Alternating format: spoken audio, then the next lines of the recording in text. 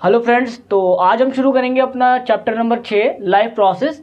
तो आज हम इसका इंट्रो पढ़ेंगे, लाइफ प्रोसेस है क्या, और उसके बाद हम यहाँ पे आज थोड़ी बहुत चीज़ें आपको समझाने की कोशिश करेंगे कि लाइफ प्रोसेस के अंदर हम क्या क्या पढ़ते हैं और आज हम क्या पढ़ेंगे। आइए शुरू करते हैं। आइए देखते हैं लाइफ प्रोसेस की डेफिनेशन क्या है।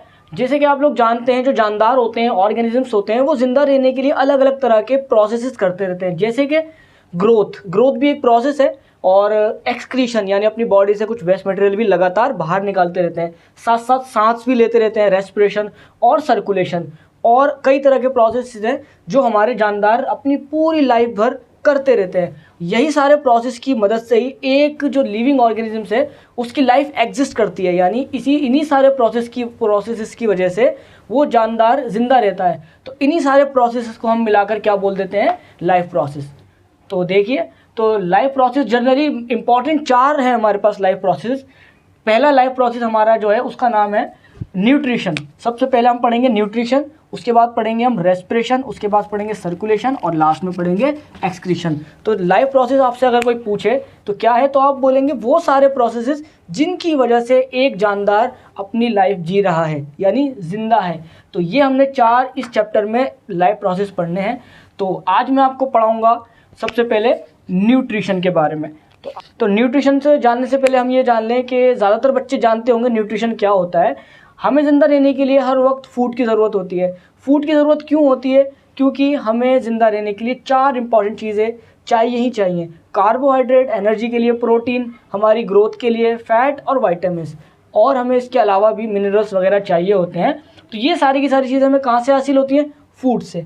तो इसी तरह अलग अलग जानदार के अलग अलग तरीके हैं फूड को हासिल करने के लिए, क्योंकि सभी जानदार को ज़िंदा रहने के लिए फूड चाहिए ही चाहिए। फूड क्यों चाहिए मैंने बताया, उनमें जो इंपॉर्टेंट न्यूट्रिएंट्स होते हैं, कार्बोहाइड्रेट, प्रोटीन, फैट, इन सब की वजह से हमें फूड चाहिए होता है। उस फूड को हासिल करने को हम क्या बोलते हैं? न्यूट्रिशन।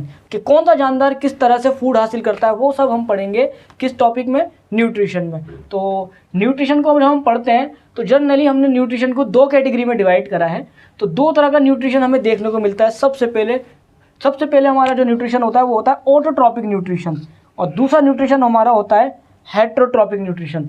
तो ऑटोट्रॉपिक न्यूट्रिशन की, जैसे कि आप नाम में ही जानते हैं, ऑटो का मतलब होता है खुद, ट्रॉपिक न्यूट्रिशन यानी ये ऐसा न्यूट्रिशन है ऑटोट्रॉपिक न्यूट्रिशन जिसमें जानदार अपना खाना खुद बनाते हैं, यानी इसमें ये किसी पे डिपेंड नहीं होते, ये अपना खाना खुद प्रिपेयर करते हैं सूरज की रोशनी, सनलाइट की मौजूदगी में। और आप जानते हैं वो कौन होते हैं?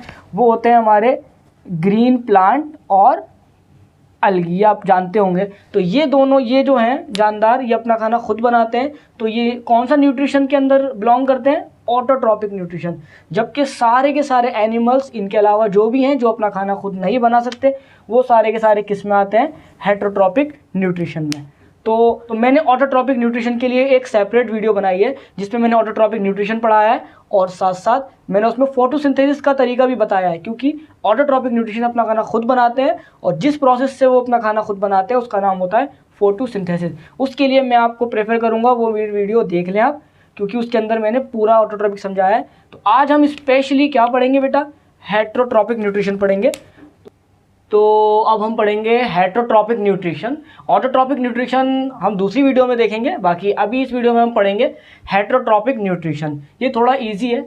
तो हेटेरोट्रॉपिक न्यूट्रिशन के अंदर जो जानदार होते हैं वो अपना खाना, पहली बात, खुद तैयार नहीं कर सकते, उनको दूसरी चीज़ के ऊपर डिपेंड होना ही है।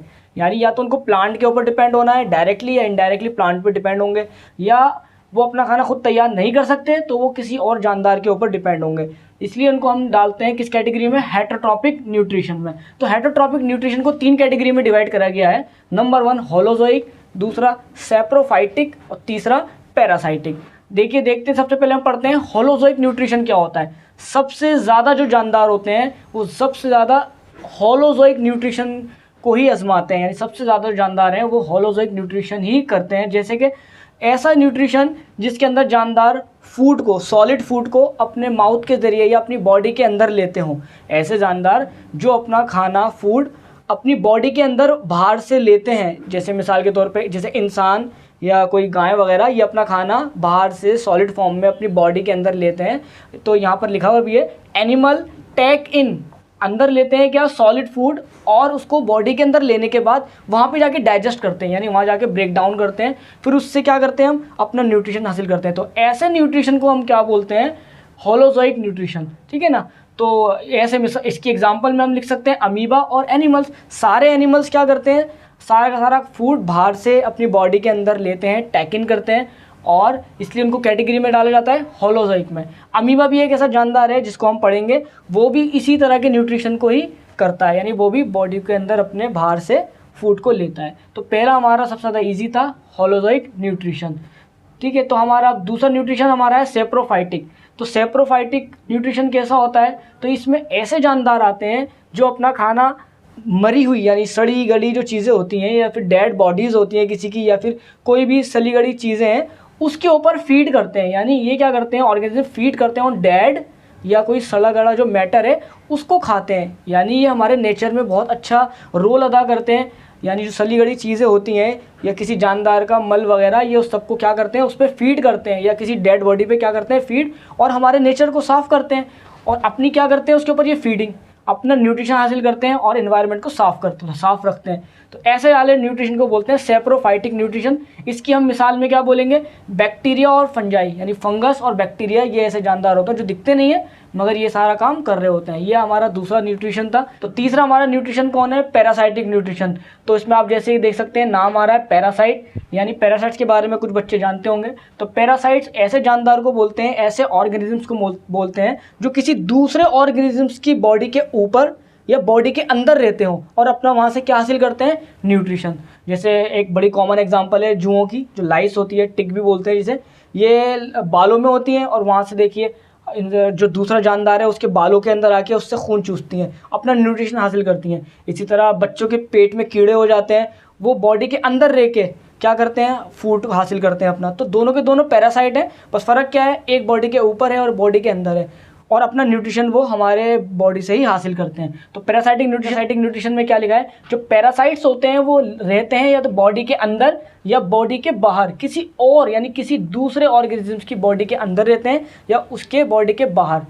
और जिस जानदार की बॉडी के अंदर हमारे पैरासाइट्स रहते हैं उस जानदार को होस्ट बोलते हैं। मिसाल के तौर पे जैसे मान लो किसी लड़की के सर के अंदर टिक है यानी जुएँ हैं, तो वो जो जू है वो क्या कहलाएगी, वो कहलाएगी पैरासाइट। जबकि जिसके बालों के अंदर है वो उसका क्या कहलाएगा, होस्ट। या बच्चों के पेट में कीड़े होते हैं, वो कीड़े जो हैं वो तो हमारे पैरासाइट कहलाएंगे, जबकि जिसकी बॉडी के अंदर हैं वो उनका होस्ट कहलाएगा। तो यहाँ लिखा है पैरासाइट जो होते हैं वो बॉडी के अंदर रहते हैं या बॉडी के बाहर रहते हैं, है ना, अपनी होस्ट के, और वहाँ से अपना न्यूट्रिशन हासिल करते हैं, ठीक है, और ज़िंदा रहते हैं। तो ऐसे जानदार को बोलते हैं हम पैरासाइट्स, और ऐसे न्यूट्रिशन को बोलते हैं पैरासाइटिक न्यूट्रिशन।